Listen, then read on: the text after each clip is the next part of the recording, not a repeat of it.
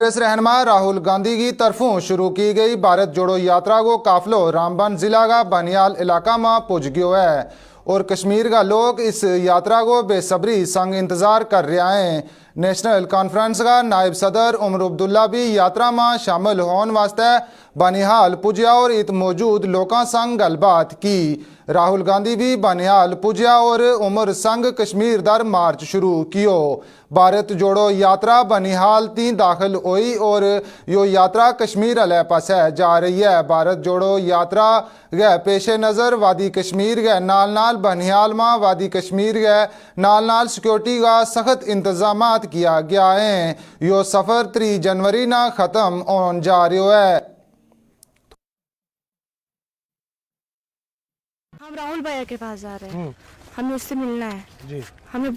मुझे बहुत proud feel हो रहा है, मैं अभी उसके साथ मिलने जा रही हूँ, मुझे बहुत खुशी हो रही है। चल हमारे जो जितने भी हमारे लोग हैं, हजारों की तादाद में लोग हैं, हमारे साथ बच्चे हैं, बुजुर्ग हैं, नौजवान हैं। हमें बड़ी खुशी हुई है कि राहुल जी ने यहाँ पर आज जो यात्रा यहाँ पर इख्तिताम श्रीनगर में हो रही है, तो पहला कदम हमारे साउथ कश्मीर जा रहा है, तो हमें बड़ी खुशी हो रही है। तो हम सब लोग जितने भी यहाँ कश्मीर का एक एक बच्चा उसके सामने जाएगा, एक एक बार जो हमारी प्रॉब्लम से, चाहे बेरोजगारी की बात करें, चाहे हम स्टेटहुड की बात करें या महंगाई की बात करें, हम अपनी बात इसके सामने रखेंगे। कश्मीर का एक एक बच्चा इसके साथ है, हम अपनी जो दुख दर्द है हमें हम इसके सामने हम रखेंगे। जम्मू कश्मीर बीजेपी का सदर रविंदर रैना ने कांग्रेस लीडर की जानिब थी भारतीय फौज की बहादुरी का हवाला संग किया गया रिमार्क्स पर कांग्रेस पार्टी ने निशानों बनायो है। रियासती सदर रविंदर रैना ने क्यों अजय राहुल गांधी और सोनिया गांधी की हदायत पर कांग्रेस लीडर दिग्विजय सिंह और राशिद अलवी फौज की बहादुरी पर सवाल चाह रहे हैं। नाल ही कांग्रेस पार्टी ना मुल्क दुश्मन करार देता हुआ क्यों जे कांग्रेस पार्टी मुल्क का दुश्मन का कहन वर नच रही है। कांग्रेस पार्टी ने एक बार फिर देश के साथ गद्दारी की है। दिग्विजय सिंह के बाद जिस प्रकार राशिद अलवी ने भारतीय सेना के शौर्य, पराक्रम, अदम्य साहस और देशभक्ति पर सवाल खड़े किए हैं, ये नाकाबिले बर्दाश्त है। कांग्रेस की इन नाफरमानियों को कभी देश बर्दाश्त नहीं करेगा। हमारी भारतीय सेना हो, हमारे एयरफोर्स के जांबाज वीर हो, हमेशा दुश्मन की हर चुनौती का डटकर मुकाबला किया है और दुश्मन को चने चबाने पर मजबूर किया है भारतीय सेना और भारतीय वायुसेना और हमारे जांबाज वीर सैनिकों ने। पाकिस्तान हो, चीन हो, आतंकवादी हो, अलगाववादी हो, हर षड्यंत्र, हर दुस्साहस के खिलाफ भारतीय सेना के जांबाज वीरों ने डटकर मुकाबला किया है। हमारे वीरों ने हमारे तिरंगे झंडे को शान से बुलंद रखा है और कांग्रेस के नेताओं को, दिग्विजय सिंह को और राशिद अलवी जी को सबूत चाहिए, चुल्लू भर पानी में डूब के मरना चाहिए कांग्रेस के इन गद्दार नेताओं को। जब जब देश की सेनाओं ने अपनी वीरता, शौर्य और पराक्रम से भारत माता की रक्षा की है, तो कांग्रेसियों को सबूत चाहिए। कांग्रेस पार्टी देश दुश्मन ताकतों के हाथों में खेल रही है। कांग्रेस पार्टी के नेताओं के डीएनए में खराबी है। कांग्रेस पार्टी देश गद्दारों का एक टोला है। देश कभी कांग्रेस पार्टी को माफ नहीं करेगा। एक तरफ तो दिग्विजय सिंह और राशिद अलवी जैसे नेता, शशि थरूर और संजय निरुपम जैसे नेता देश के खिलाफ लगातार जहर उगलते हैं, और वहीं भारत जोड़ो यात्रा में राहुल गांधी जी ये कहें कि इसका कोई लेना देना कांग्रेस से नहीं है।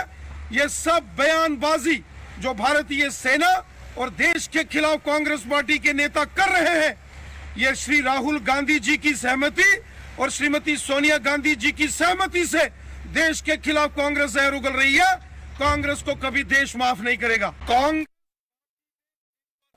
मुल्क का वजीर आजम नरेंद्र मोदी ने आज तुलबा संग इम्तिहान वर तबादला ख्याल कियो। वजीर आजम परीक्षा पे चर्चा प्रोग्राम के तहत जम्मू का तलाब तिल्ला में भी एक खुसूसी प्रोग्राम को इनकाद किया गयो, जिसमें तुलबा ने वजीर आजम का परीक्षा पे चर्चा प्रोग्राम में तुलबा संग गलबात की। इस मौका पर बीजेपी का सीनियर लीडर और साबिक वजीर सत शर्मा बुनियादी तौर पर इत मौजूद रहा। आज परीक्षा के ऊपर चर्चा माननीय नरेंद्र भाई मोदी जी जिस तरीके से बच्चों के ऊपर एक स्ट्रेस रहता है, हम सब जानते हैं कि बच्चों के लिए एग्जामिनेशंस अपने आप में महत्वपूर्ण भी होते हैं, उनका कैरियर भी जो है वो तय करते हैं, लेकिन एक स्ट्रेस होता है। मैं भी एक प्रोफेशनल रहा हूँ, मुझे ध्यान में है कि स्ट्रेस से बच्चे निकलते कैसे हैं। इसी को ध्यान में रखकर 2018 से लेकर लगातार से प्रधानमंत्री जी द्वारा जो है वो प्रयास किए जा रहे हैं। मैं खासतौर पर 2018 से लेकर और 38 लाख से भी ज़्यादा विद्यार्थी जो है प्रधानमंत्री जी के साथ ऑनलाइन जो है उन्होंने रजिस्ट्रेशन करवाई है, जो पिछले वर्ष से 15 लाख जो है वो ज़्यादा है।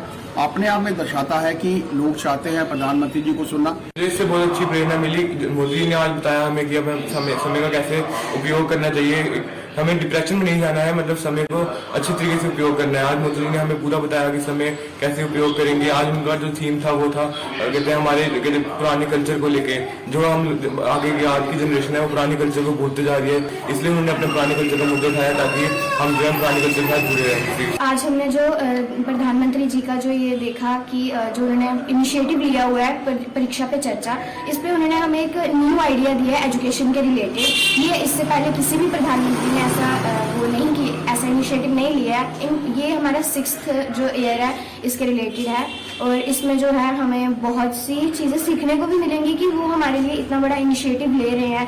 तो के रिलेटेड और कुछ मुद्दे उठाए हैं कि क्या बोलते हैं, हमें जब बोर्ड एग्जाम्स के लिए बच्चे डिप्रेशन में चले जाते हैं कि टाइम कैसे मैनेज करेंगे, तो इन बोर्ड एग्जाम्स के लिए भी उन्होंने बताया कि हमें ज़्यादा डिप्रेशन में नहीं जाना चाहिए। हमारे लिए काफ़ी ज़्यादा अच्छा इंसेंटिव लिया जो प्राइम मिनिस्टर ने 5 साल से वो जो है इंसेंटिव दे रहे हैं कि परीक्षा पर चर्चा करें, और अलग अलग ज़्यादा मतलब अलग अलग टॉपिक्स के ऊपर ये जो है चर्चा हर साल से शुरू हुई है 2018 से। तो मतलब हमने आज ये देखा और हमें मतलब मोटिवेशन मिली है। जैसे हमारे बोर्ड के एग्जाम्स हैं 12th के, तो उसके लिए मोटिवेशन की हम किस तरह से स्ट्रेस फ्री होके और ज़्यादा मोटिवेटेड होके अच्छे से हम अपने एग्जाम्स दे सकते हैं। जदीद हथियारां के नाल दिगर जदीद आलात भी भारतीय फौज ना फराहम किया जा रहे हैं, जिस नाल फौज की ताकत में इजाफो हो रहा है। भारत पाकिस्तान सरहद पर पाकिस्तान की सरगर्मियां पर कड़ी नज़र रखने वास्ते भारतीय हुकूमत जम्मू और कश्मीर में बैन अल-अक़वामी सरहद और लाइन ऑफ कंट्रोल का मुख्तलिफ सेक्टर में अपनी ताकत बढ़ाने वास्ते जदीद हथियारां के नाल साजो सामान भी फराहम कर रही है। इस सिलसिला में हुकूमत हिंद ने पाकिस्तान की सरगर्मियां पर नज़र रखने वास्ते फौज और BSF ने तमाम ट्रेन गड्डी फराहम की हैं।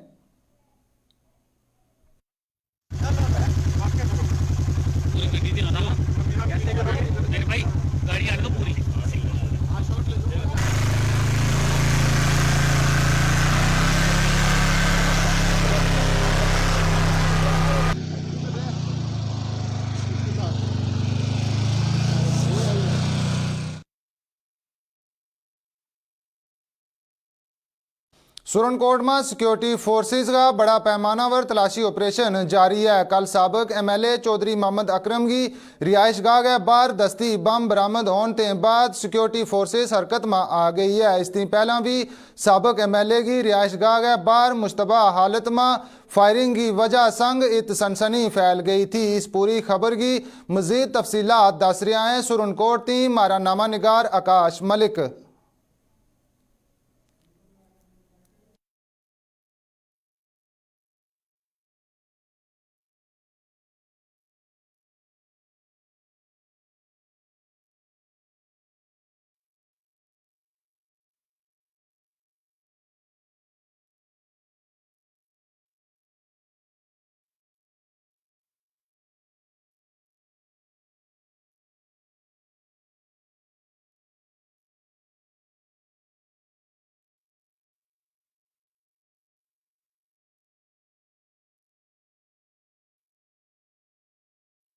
पीएम पैकेज के तहत वादी कश्मीर में तैनात कश्मीरी पंडित बेकार अफराद ने जम्मू में अपनो एहतजाज आज मुसलसल 260वें दिहाड़े भी जारी रखियो। एहतजाज करने वाला कश्मीरी पंडित बेकार मुलाजमीन ने वाजिया कियो जे जिसले तोड़ी हुकूमत इन्ना को मसलो मकामात ऊपर तैनात नहीं करन लगी और इन्ना की तनख्वाह जारी नहीं करती, इन्ना को एहतजाज जारी रहेगो। इन्ना मुलाजमीन ने इल्ज़ाम लाया हुआ है जे जिसले जम्मू कश्मीर इंतजामिया इन्ना एतमाद में लिया बगैर इन्ना वास्ते ऐसो फैसलो ले रही है जड़ो इन्ना नाकाबिले कबूल है।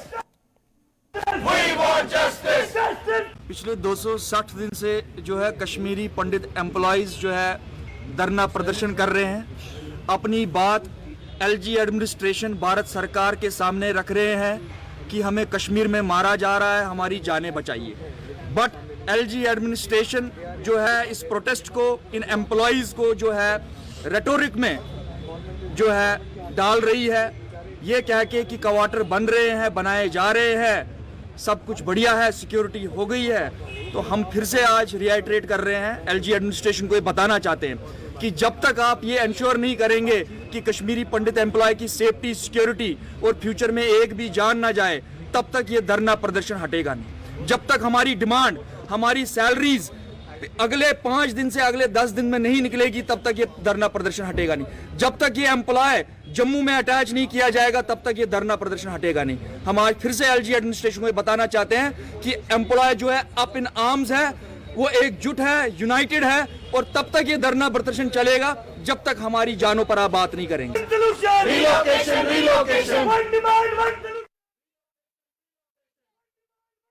12 दिनों में 2 बार सुरनकोट का एसडीएम दफ्तर में सनसनी फैल गई। 15 जनवरी ना भी एसडीएम का दफ्तर में आग लग गई थी और आज सवेरे दोबारा आग भड़क उठी तो सारा हैरान रह गया। आज 10:30 बजे के करीब इस दफ्तर में आग लग गई। इतला लबता ही फायर डिपार्टमेंट को अमलो मौका पर पुज गयो तो दस्यो जा रहा है जे आग लगन थी दफ्तर में रखियो कुछ सामान और कुछ रिकॉर्ड सड़ गए सजी हो गयो, जबकि ज्यादातर रिकॉर्ड इस हिस्सा में रखियो गयो तो जित आग का शोला नहीं पुज सकिया। सितम जरीफी ही क्यों जाए जे इस दफ्तर में कोई चौकीदार तैनात नहीं कियो गयो। आग लगन की वजह को अजय तोड़ी पतो नहीं चल सकियो और पुलिस ने मुकदमो दर्ज कर गए तफ्तीश शुरू कर छोड़ी है। सुरनकोट थी मारा नमा निगार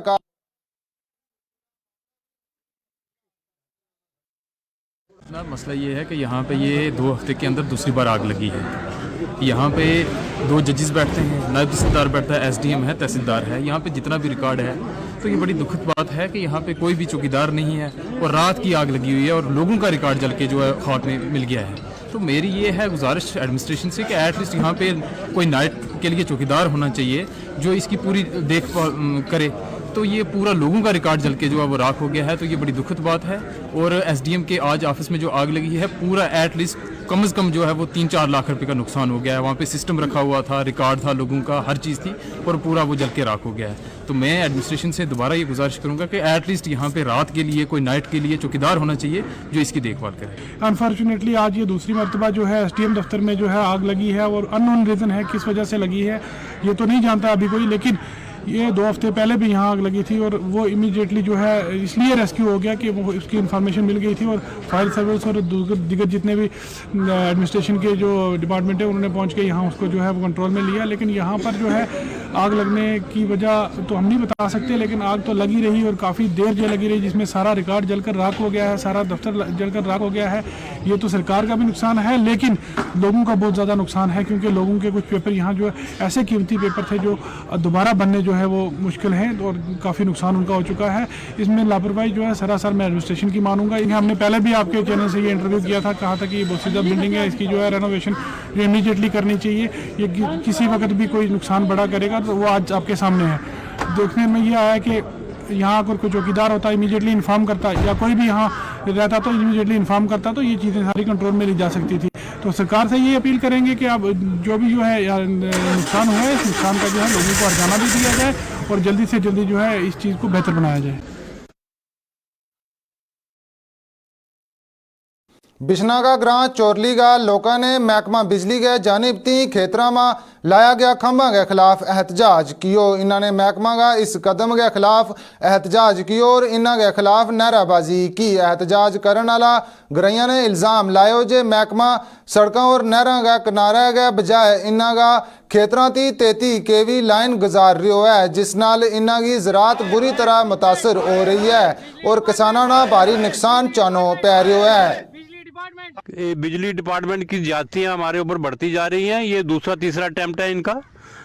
इतनी फसल लगी हुई है और आज ये पोल लगाने के लिए आ गए हैं। ये 33 kVA की लाइन है, 33,000 वोल्टेज है। इसके नीचे ना हम कंबाइन चला सकते हैं, ना हम कोई ऊंचा ट्रैक्टर चला सकते हैं। तो हमें यह परेशानी है। हमने इनको बोला, पहले भी ये आए थे, हमने इनको बोला कि ये भाई या तो रोड के किनारे किनारे ले जाओ या नहर के किनारे किनारे ले जाओ, लेकिन ये हर बार आते हैं। 10-15 दिन पहले भी 20-25-30 लोग लेके आके जबरदस्ती करना शुरू कर दी। आज फिर हम लोग घरों में थे अपने और इन्होंने आकर के ये खड्डे निकालना शुरू कर दिए। हमने अभी सब लोगों ने इकट्ठे होकर के जिनकी ज़मीन इसके नीचे आती है उन्होंने प्रोटेस्ट किया और इनका काम बंद कराया। भाई तो आप लोग ये क्या कर रहे हो? हमारी तो जो नुकसान होगा फसल का ये कौन देगा? कम से कम यहाँ से लेके वहाँ तक हर आदमी का नुकसान होगा और कम से कम 20-20 हज़ार रुपये का नुकसान होगा एक एक बंदे का। तो ये तो ज़बरदस्ती पे अड़े हुए हैं।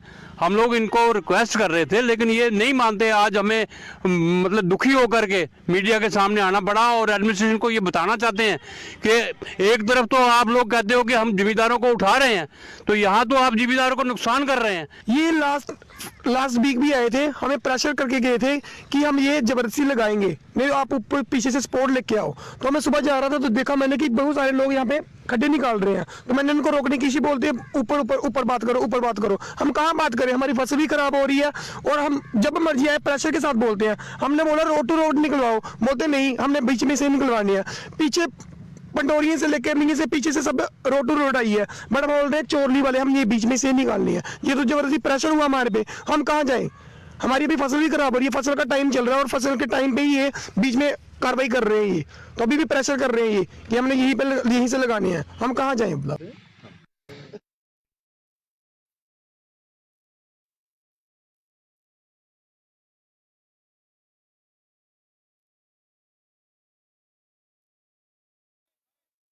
इसके नाल ही गोजरी खबरों को आज को शुमारो इख्ताम पजीर होया। अपना मेज़बान मुर्तज़ा अक्सर नाद हमारी पूरी टीम ने दियो इजाज़त। कल फिर वैगी मुलाकात, रब रखो।